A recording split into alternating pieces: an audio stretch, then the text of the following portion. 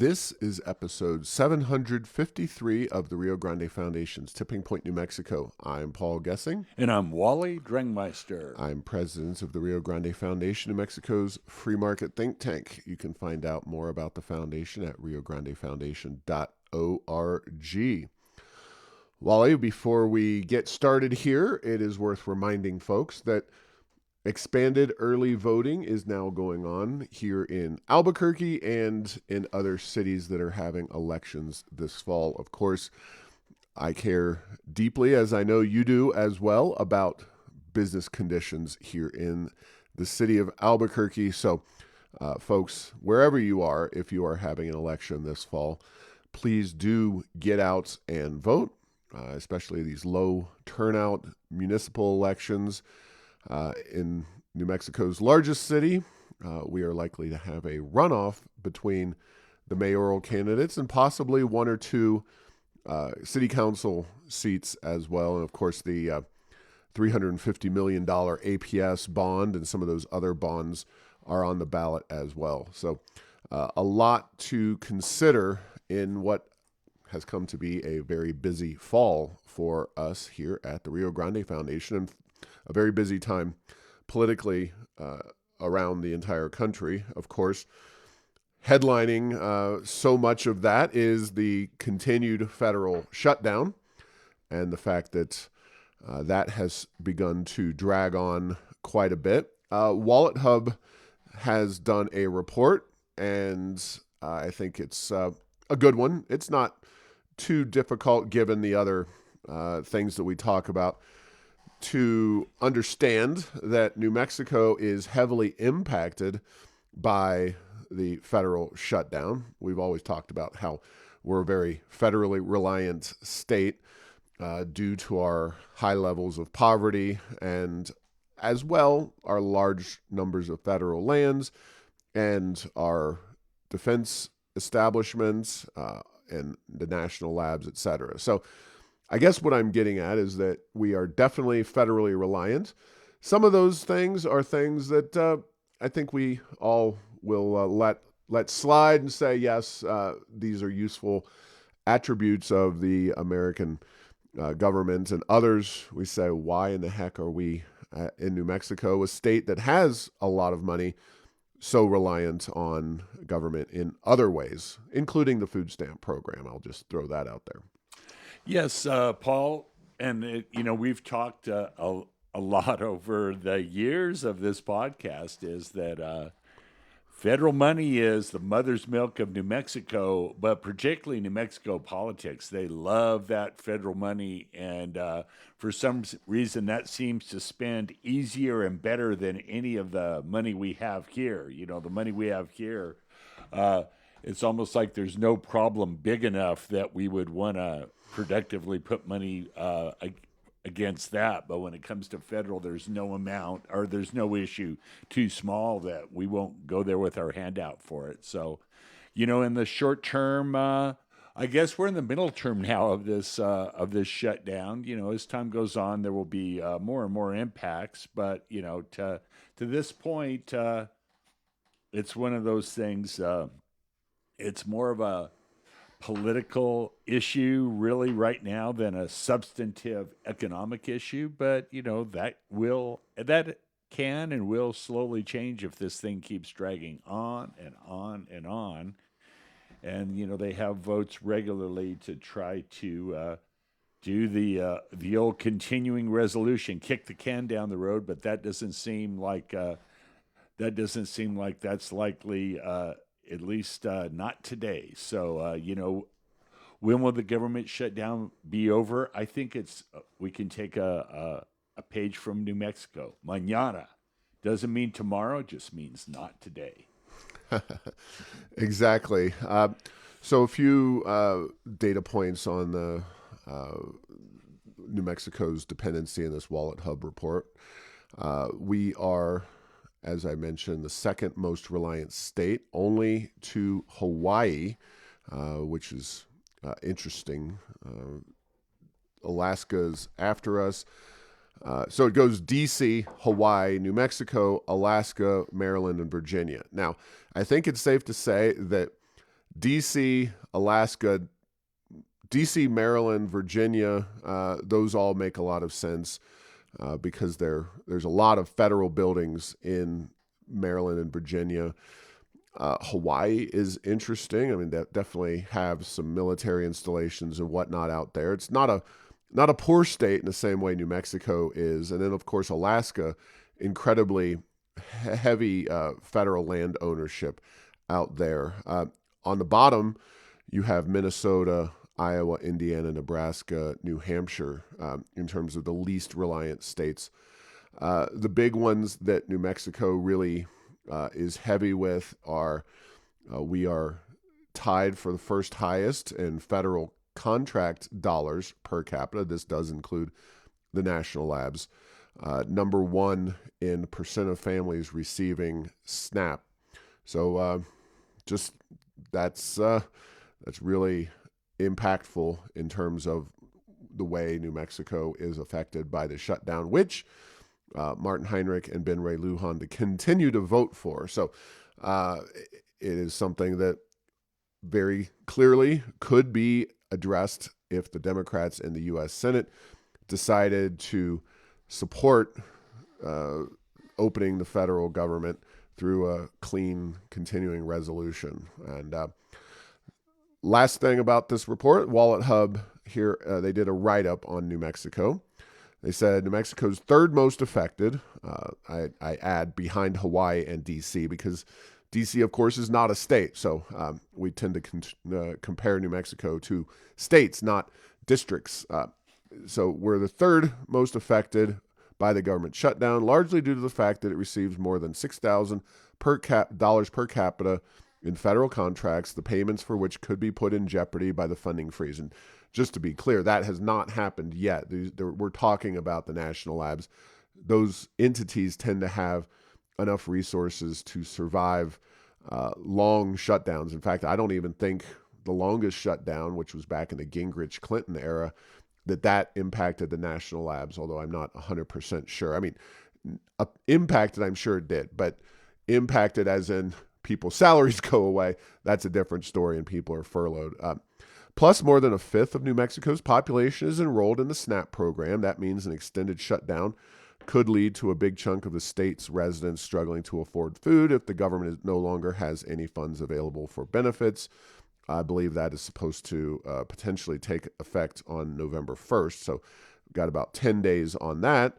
And then Wallethub says, to top things off, New Mexico is the seventh highest percentage of federal jobs and fifth most national parks per capita, meaning that workers are going without pay and the state's natural spaces will be less well staffed. So all of that is very true, and we'll just have to see where the shutdown goes, and if Democrats, including our own members of the U.S. Senate, decide to change direction or keep things shut down for the foreseeable future.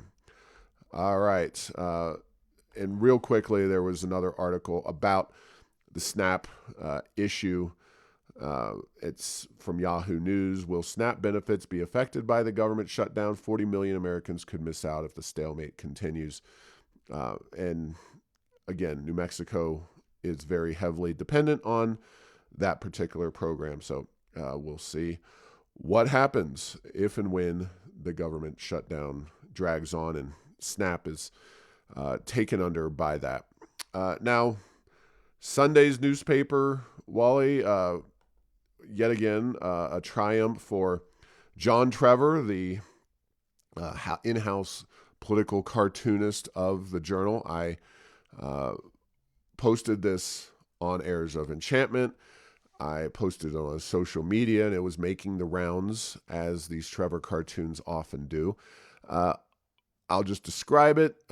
There's kind of a hill overlooking the hill is the roundhouse with the special session planted on the roundhouse, and two donkeys, Democrat Party symbols, saying, "We sure showed the feds what a functioning government can do."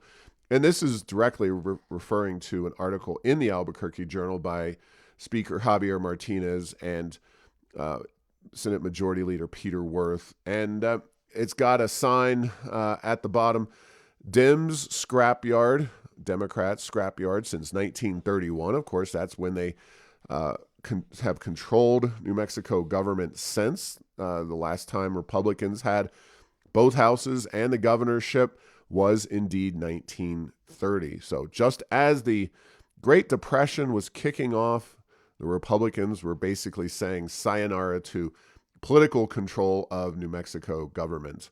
And then it's a scrapyard with junked vehicles, including ones that say CYFD, roads, healthcare, education, economy, housing, crime, all of them in the scrapyard looking rather bedraggled, beaten up, and like they're at best going to be sold off for parts, more than likely just sitting there to rust and rot. So, Wally, any comments on John Trevor's very unsubtle, but you know what? I do think it is safe to say that he listens to the podcast and follows Heirs of Enchantment very closely.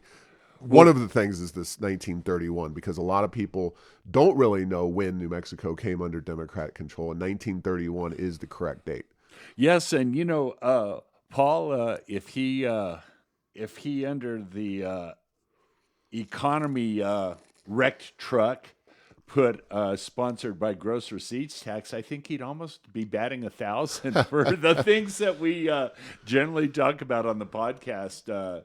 Episode in and out, both with guests and whatever. Yeah, these are the kind of economic free market and other issues that really are impacting New Mexicans, and it is very interesting, Paul, how many of those are picked up by Trever, but also shown in this cartoon in terms of a pretty good match. And so, yeah, if he doesn't listen to the podcast, he's certainly receiving some sort of a psychic communication with regard to what the agenda is of the Rio Grande Foundation in terms of, what policies need to be improved.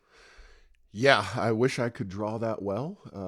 I could then embark upon a second career as a cartoonist, because I wish I could reach people as easily as Trever does, in the sense that he can just put one cartoon together and say what numerous issue briefs, op-eds, and other writing and efforts that the Rio Grande Foundation undertakes, and he does it deftly in a cartoon that is very simple to understand. And it's just it's worth checking out. If you are not a subscriber to the Albuquerque Journal, yes, you can find these cartoons, but it does every Sunday when I see that Trever cartoon. I just nod my head and say, yeah, he knows his stuff, and he is hitting on the issues that make New Mexico a much more challenged state than it really should be. This state should be so much better, but for our political leadership. Speaking of New Mexico being dead last in education, or challenged in education, and also, of course, the big, beautiful bill, which is kind of, in many ways, the issue that the Democrats don't like in Washington, and the reason that they're shutting down the government. They don't like what was contained in that particular legislation. But one of those items contained in the big, beautiful bill is a tax credit for school choice, that individuals can make donations to school choice grant-making organizations that provide scholarships for kids in need of that educational choice. Now, just to be clear, this program has not kicked off yet. It won't even start until January 1st of 2027. One of the compromises contained in the bill is that states will be able to opt in or out of this scholarship program. But shockingly, here we are in October of 2025, and already, according to an article in Education Week, New Mexico has opted out or is going to opt out of accepting this this program for school choice. And Michael Coleman of the governor's media office is quoted as saying that New Mexico will not participate in the program. So it's just mind blowing. This is a $1,700 tax credit. It's not something where wealthy families can self deal and provide. Not that I have anything wrong with it, but I can't donate and get a scholarship for my own children through this program when it does come into effect. It'll be you and me and other people earning money who could then provide that scholarship for other children. It's really, I think, a worthwhile program, worthwhile component of the legislation. But sadly, our governor not only doesn't support school choice at the state level, despite having graduated from St. Michael's in Santa Fe, a Catholic school that requires tuition payments, but she apparently is willing to step up and say, hey, I don't like this program for anybody at the state level, so we are not going to opt into the program. And it's pretty astonishing when you're dead last in education to be saying these kinds of things as our governor is doing. Yes, Paul, and if I'm reading this properly, this is a dollar for dollar tax credit, not a deduction. And let me just tell you how I read this and tell me if you think I got it right. So I choose to give $1,700 to one of these programs. Then I get $1,700 back on my tax return, meaning it doesn't cost me. I'm reimbursed by the feds for doing this, but it puts me in a position to pick the organization that I think would best be able to deal with these funds. Is that how you read it? That's the general idea. Now, like I said, this program doesn't even kick off until January 1st of 27. So we've got a year and a month and a half before this thing even would start. But yeah, there's a rulemaking process that needs to take place. But you've got the gist of it. All right.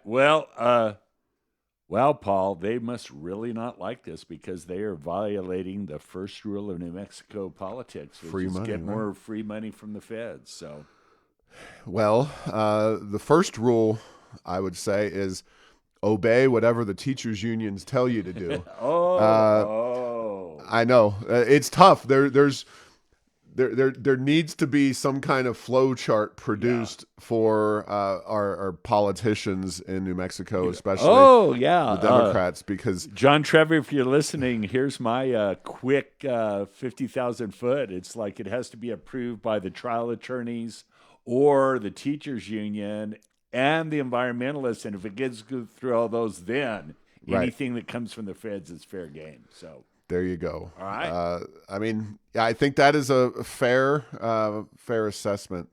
So Michael Coleman, the arguments, and granted, I realize that this is part of an article about this that they quote from the governor's media spokesperson.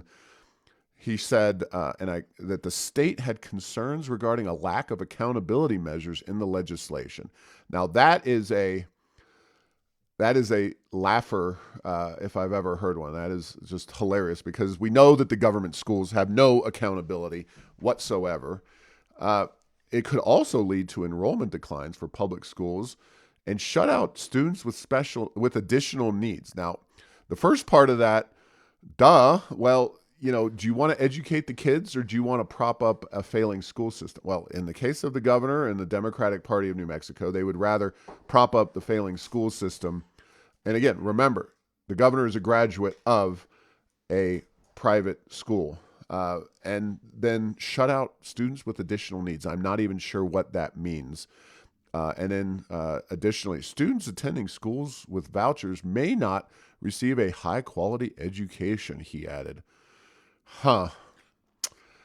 I don't know what we've been giving. You know what? Students attending schools without vouchers may not be receiving a high quality education. Yeah. Ding, ding, ding.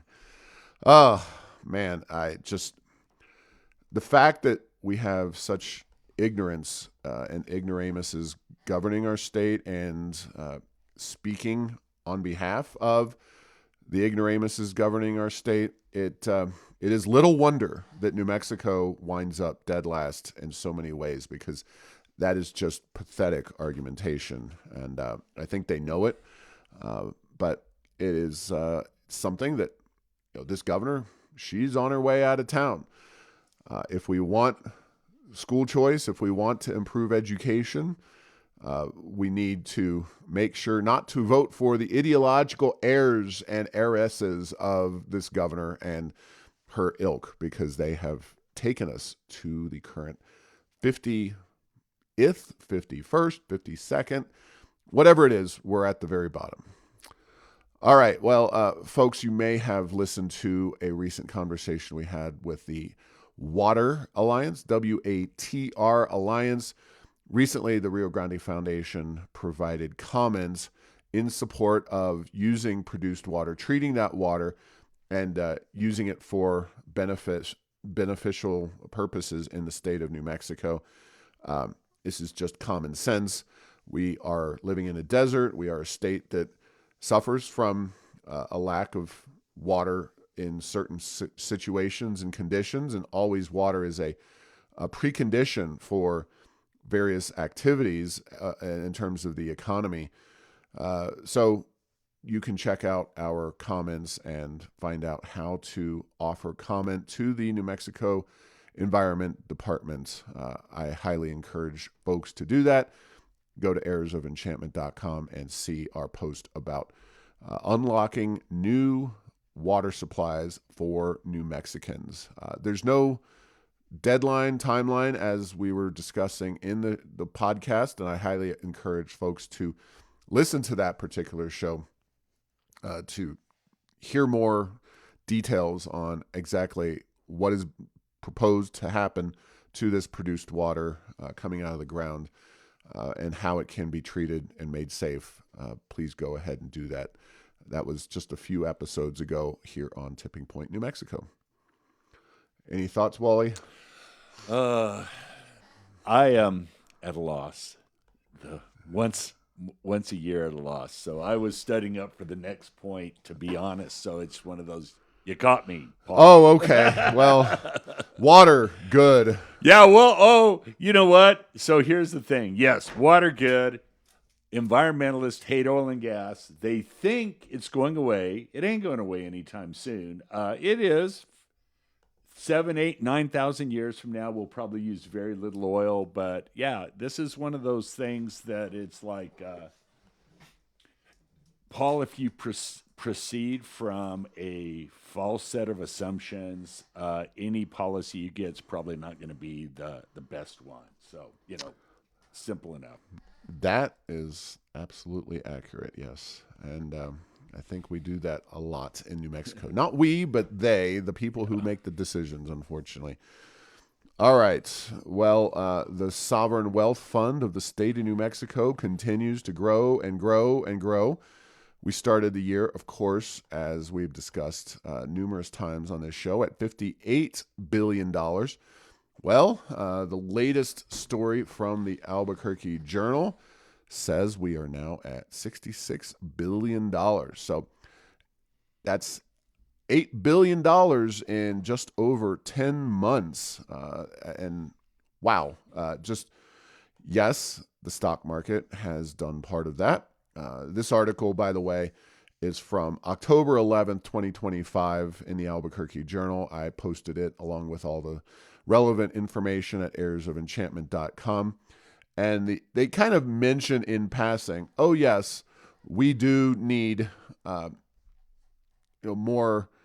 We have more money flowing in and more money that we're managing. But the big thing is the State Investment Council says it needs more staff. All right, well, if you're up to $66 billion in management funds, I think it might behoove them to use some of the money that they already have. Now, I get it.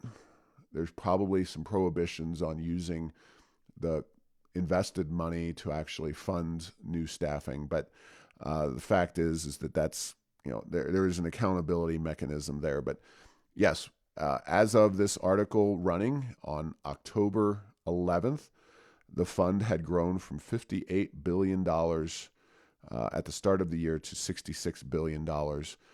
And that's great and all. I don't like the fact that the government is sitting on that kind of cash as a general rule, but the fact that the state continues to grow the amount of money it has available to itself, while we in the state of New Mexico tend to struggle with serious poverty issues, education problems, deteriorating roads, all the things outlined in the Trever cartoon.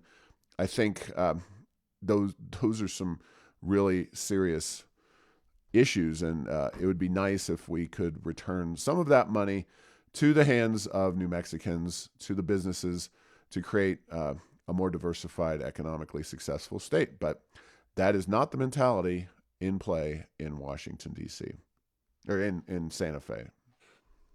Yeah, Paul, the money originally has come out of the economy and is being set aside. Obviously, returns are made on it, but it's not being spent well. That's for darn sure. Mm-hmm. And one of the ways that it could be spent, by the way, is now that we have this great fund, we maybe don't need as high a gross receipts tax. We don't need state corporate income tax. Maybe we can get rid of those and really help develop the economy. And I find it, I found it fascinating that they're looking at the other countries that have these big sovereign wealth funds for inspiration, and just the statistics alone are very interesting. But believe me, this is a apples and oranges comparison. We're not going to compare Saudi Arabia to New Mexico, although the numbers look very similar. But in Saudi Arabia, when you talk about per capita income per person, a lot of the people that are in Saudi Arabia are imported working there. Mm-hmm. They have nothing to do with the ruling class that, believe me, they're per cap. It's one of those, there's different tranches of economic success. And, the same thing in Abu Dhabi. Abu Dhabi has just so much oil money that even importing their workers, their per capita income is very high. But who cares? It's irrelevant. Does everyone in Saudi when you do per capita, okay, it's 84,000. It's like an average. It's like 1 foot is in boiling water and the other's in ice cubes. And on balance, you're very comfortable. In New Mexico, our per capita income is so low, and that's what we could do something about. It's like look at Saudi Arabia or Abu Dhabi if you want, but heck, you could look at surrounding states from New Mexico and see what they do. Many of the states have better tax policies. Many of the states have way lower crime. Many of the states have better educational systems. It's one of those. I don't think that the inspiration necessarily, and believe me, Paul, I'm an open-minded thinker. Inspiration can come from anywhere. I'm not saying that it shouldn't, but I think that maybe we ought to just look a little closer to home, because there's some surrounding states. If we were doing as well as they were economically, we would be turning cartwheels. Yeah, and Wally brings the places like Singapore, Saudi Arabia, and Abu Dhabi into the conversation, because in the Albuquerque Journal article on this, Rob Black, the New Mexico Economic Development Department secretary, says, and I quote, "You can look at Singapore, Saudi Arabia, Abu Dhabi, and now New Mexico that are deploying a sovereign wealth fund aligned with strategic economic development. We took a closer, I noted that Abu Dhabi and Singapore are nothing at all. Saudi Arabia, you mentioned, is a unique place because they do have such a small population there, but they have a huge number of people who come in there. And I think that warps their GDP per capita, the data, but And Abu Dhabi has a small number of people on, and a small number of people come in because, wait for it, it's small, but there's a lot of oil there. right. And ultimately, what we're talking about is we don't need to be like Abu Dhabi or Singapore. We just need to use this money for the benefit of New Mexicans. And, granted, I realize there are constitutional challenges and other things that make it difficult to take this money out once it is put in there. I think we should seriously reconsider if we were, say, a state governed by you and I and other more conservative, liberty-minded folks. I think you'd have to consider using some of that money. I think for the good of the state, we should not allow this permanent fund to become too big. Having a small permanent fund is okay, but having the kinds of money that we have sitting in those funds is not an appropriate role for the government. Setting that aside, we have plenty of money in the general fund budget and other pots of money that we could easily eliminate, not just the personal income tax, but make a serious dent in property taxes and sales taxes as well if we chose to continue to charge those taxes. The fact is that we have incredible amounts of money given our relatively small population, and we can make New Mexico an economic juggernaut, the likes of which we've never really seen in this country. But the fact is that we have politicians that have managed to squander this money, squander this opportunity. And squandering does include tying this money up in government funds that, yes, they generate more and more money every single year, but for the benefit of whom? What is the end game here? I don't see it. And quite frankly, I like Rod Black when he was at the New Mexico Chamber of Commerce, but now he is carrying water for Michelle Lujan Grisham. And the fact is that this money, small amounts of it, yes, are making its way back in the form of some government-managed investments, but that is not ideal for the state. That is not a game changer for the state. That is not what we need to be doing right now as a state. We need to be doing bold things to change the relationship New Mexicans have with their governments, and they don't want to do that for obvious reasons. Yeah, and then, Paul, I'm not exactly sure what he means strategically deployed. If he means on these kind of around the edges things like, quantum computing, which is a government bet on something that may or may not. Fusion. Yeah, fusion. And now all these are or does he mean, and I don't think he does mean, because nobody talks about this, a restructuring of the economic environment that would generally encourage the development of a wide range of economic activities in New Mexico. Haven't seen that yet thus far. And, the other thing is,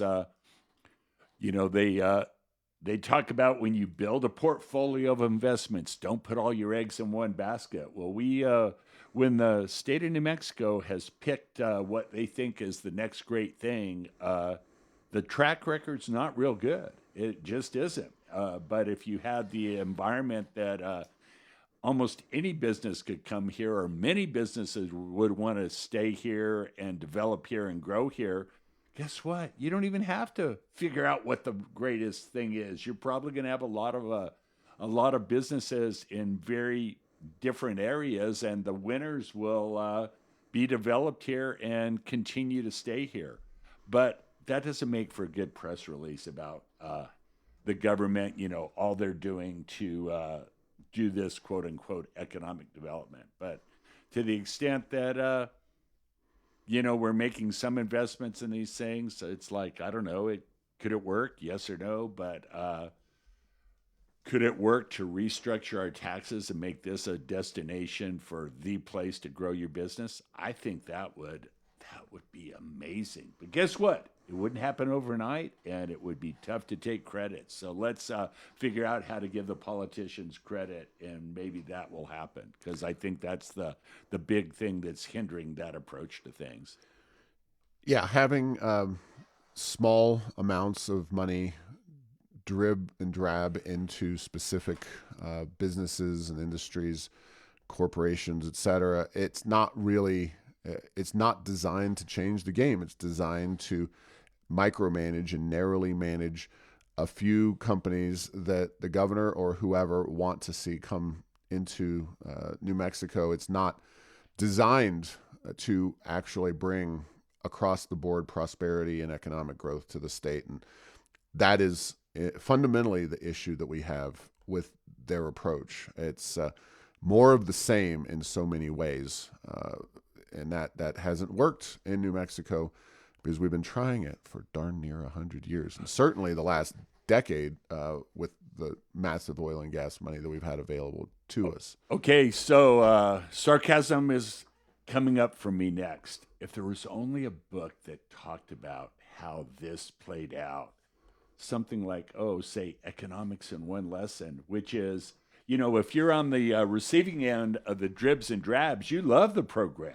Right. But that doesn't mean that it's a net positive for the economy as a whole. And it can certainly do just as much harm to others, but that harm is spread out. And that is the story of New Mexico. So, yeah, I mean, it helps certain businesses and certain industries, but again, we've seen time and time again how those government-favored businesses and industries have not performed particularly well, and things change.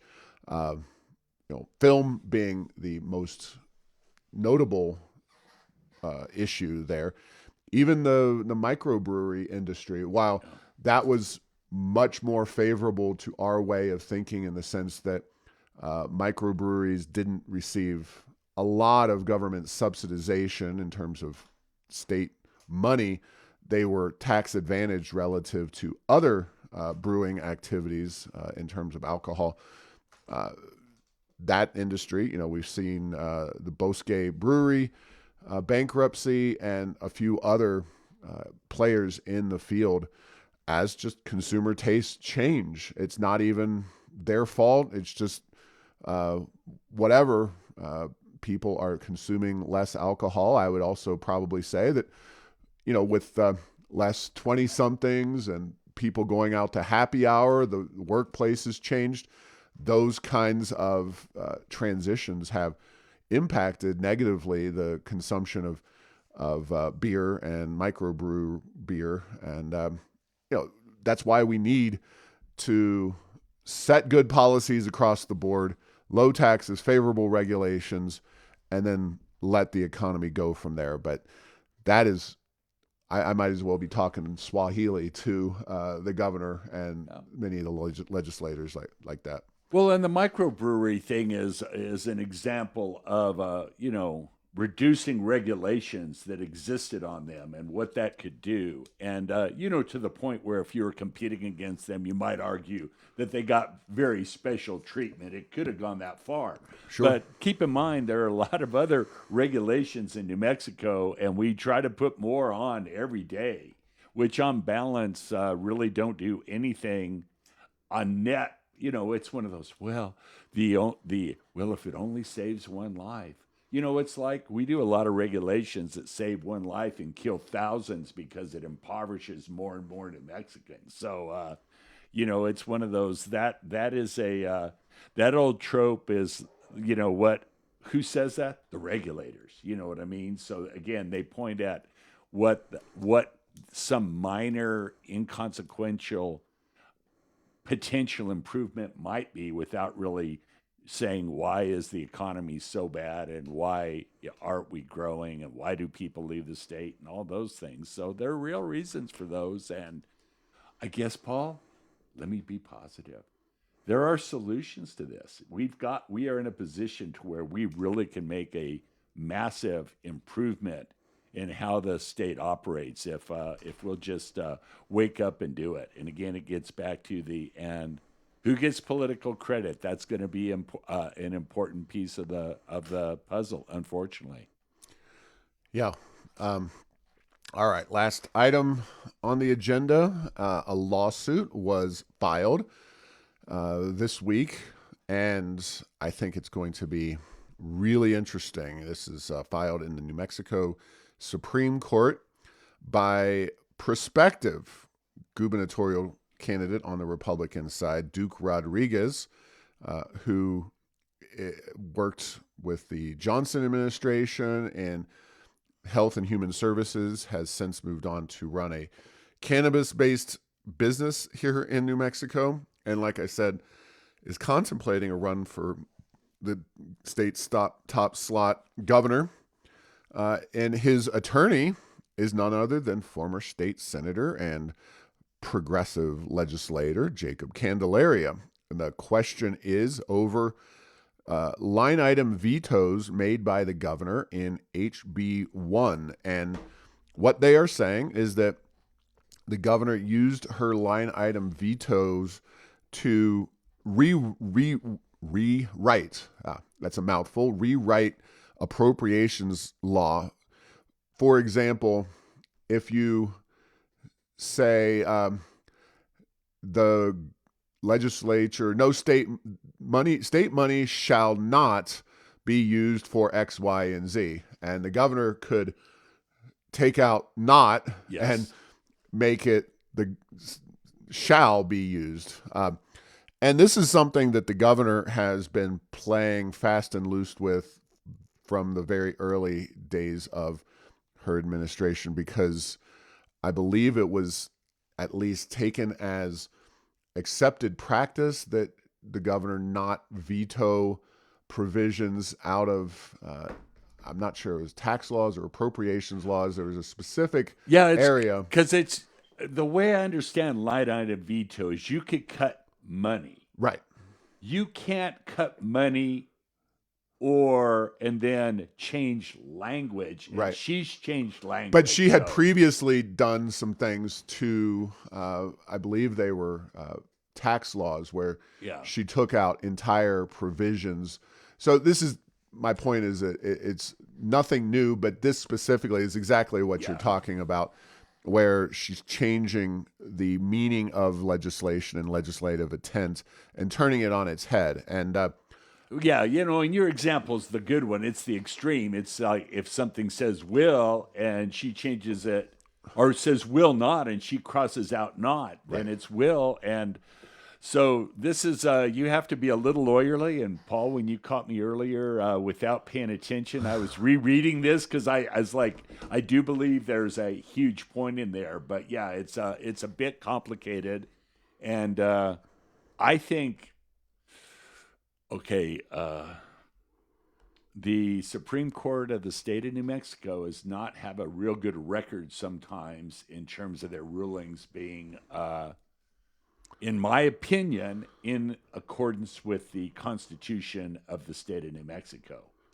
In this case, I think there's a tremendous case that she has exceeded her authority, and that is not proper. But and I will add that yes, this is a partisan Supreme Court. I believe all of the members of the court were put there by the current governor. But that being said, we know this is a situation where future governors, including potentially Republicans, could use these new carve-outs and new, abusive approaches to governance that might lead to Republican and pro, GOP approaches to government in a way that, of course, the current occupant of the governor's mansion would find abhorrent, as well as the legislature, as well as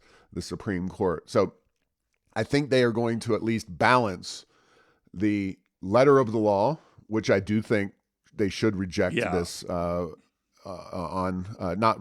reject the governor's approach here. And find in the favor of Rodriguez and Candelaria.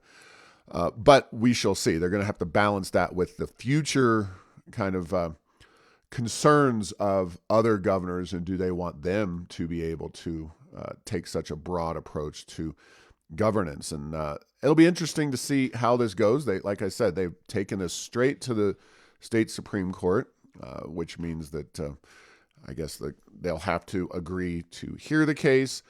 and we'll just see. But we have talked about the governor's use of the line-item veto pen. A lot of advocates at the federal level, when I was in Washington, D.C. many moons ago, and it's been talked about for decades, there was talk of a line-item veto process in the federal budget, but that has not been a part of federal budgeting. I will only state that this highlights the dark side of the line-item veto when you get a power-hungry executive, maybe a queen or a king, who decides to do things their own way. No queens and no kings. No queens for sure. So, Paul, it's one of those. So we have three branches of government. The legislature passes a bill. If the governor doesn't like it, she can veto it, and the legislature can then override it if they get enough votes. This is a case where I do think that it's a proper use of the judiciary, because right now, as it is, they're having the legislature is being run roughshod over. And interestingly, it wasn't the legislature that brought this up; it was outsiders. But again, from a constitutional point, I think there's definitely a case to be had. And if something similar was happening at the federal level.